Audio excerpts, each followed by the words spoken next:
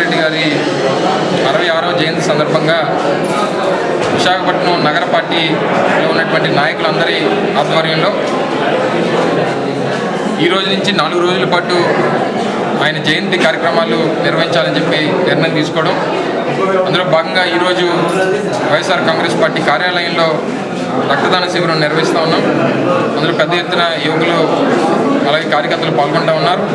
దాంతోపాటు ఈరోజు నుంచి సాయంత్రం 3 రోజుల పాటు 5, 6, 7 తారీఖుల్లో జిల్లా స్థాయి మహిళా మరియు పురుషుల బీచ్ కబడ్డీ పోటీలు కూడా నిర్వహిస్తూ ఉన్నాం.